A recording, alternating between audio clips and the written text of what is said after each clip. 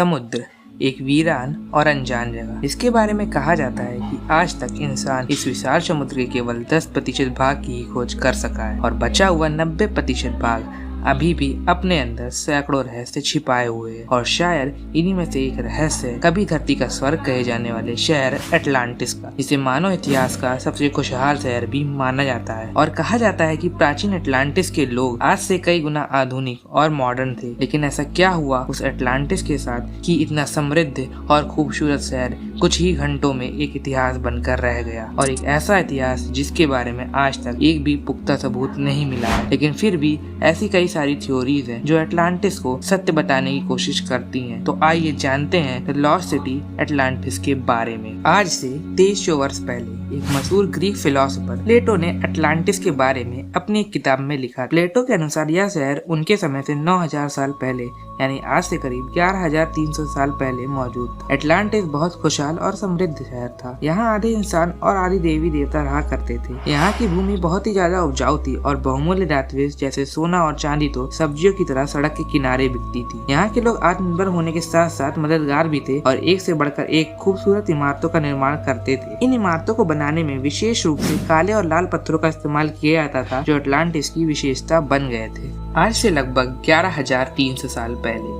गर्मियों का एक दिन खत्म होने को था। ढलते सूर्य की लाल किरणें इस खूबसूरत द्वीप की सुंदरता को और बढ़ा रही थी। चारों ओर खुशहाली थी, लेकिन तभी कुछ ऐसा होता है जिसके बारे में किसी ने सोचा भी नहीं होगा। अचानक शहर के किनारे स्थित ज्वालामुखी में विस्फोट होता है। इसके कारण बहुत बड़े भूकंप आता है और सारी की सारी व्यवस्थाएं बेकार हो जाती हैं। ज्वालामुखी का विस्फोट इतना भयानक था कि इससे निकली राख ने संपूर्ण द्वीप पर अपना राज स्थापित कर लिया था और आकाश से तो जैसे लावा और पत्थरों की बारिश होने लगी थी। हजारों वर्षों से शांत पड़े समुद्र में गर्जन होती है और इतनी विशाल सुनामियां आती हैं जो कि संपूर्ण द्वीप को अपने साथ इस अति विशाल समुद्र की अनजान गहराइयों में ले जाती हैं और ऐसी तबाही मचाती हैं कि इतिहास का एक पन्ना कोरा ही रह जाता है। प्लेटो द्वारा लिखित अटलांटिस का विवरण तो हमने जान लिया, लेकिन अभी भी कई ऐसे सवाल हैं जिनका उत्तर देना बाकी है। जैसे क्या प्लेटो की कहानी जिसे वो इतिहास मानते थे वास्तव में सच है या सिर्फ एक कोरी कल्पना?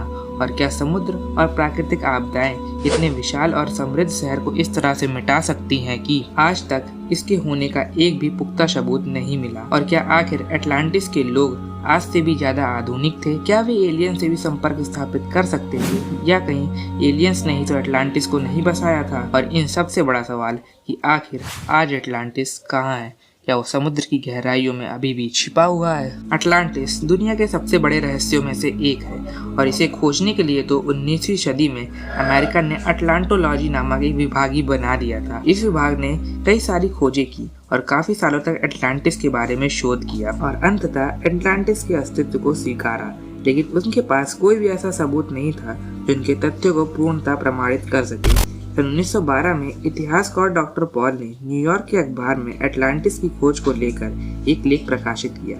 तब अटलांटिस एक बार फिर से एक हॉट टॉपिक बन गया और इसके बाद कई लोग अटलांटिस की खोज में निकल पड़े, कुछ उसकी विराट धन संपदा को पाने के लिए तो कुछ अटलांटिस को इतिहास बनाने के लिए। आज अटलांटिस की करंट लोकेशन को लेकर कई सारे विवाद हैं। जैसे प्लेटो के अनुसार यह शहर अटलांटिक ओशन की गहराइयों में होना चाहिए, जबकि कुछ एक्सपर्ट्स के अनुसार यह शहर स्पेन के पास मौजूद हो सकता है और कुछ तो इसके अंटार्कटिका के बर्फीले क्षेत्रों में छुपे होने का दावा करते हैं। लेकिन आज भी इस शहर की लोकेशन एक रहस्य बनी हुई है। हाल ही के कुछ वर्षों में अटलांटिस की लोकेशन से संबंधित एक और पहलू सामने आया है। अभी तक हम समुद्र के नीचे ही अटलांटिस के होने की संभावना की चर्चा कर रहे हैं, लेकिन हमारी सारी की सारी थ्योरीज धरी की धरी रह गई जब सहारा रेगिस्तान के पश्चिमी किनारे पर हमें रिचर्ड स्ट्रक्चर का पता चला। यह संरचना कुछ इस तरह की दिखती है जो स्पेस से देखने पर एक आग की तरह मालूम पड़ती है और इसलिए इसे द आई ऑफ अफ्रीका भी कहते हैं। लेकिन इस जगह का अटलांटिस से क्या लेना देना है? दरअसल कुछ इतिहासकारों के अनुसार रिचर्ड स्ट्रक्चर ही अटलांटिस है, क्योंकि रिचर्ड स्ट्रक्चर की आकृति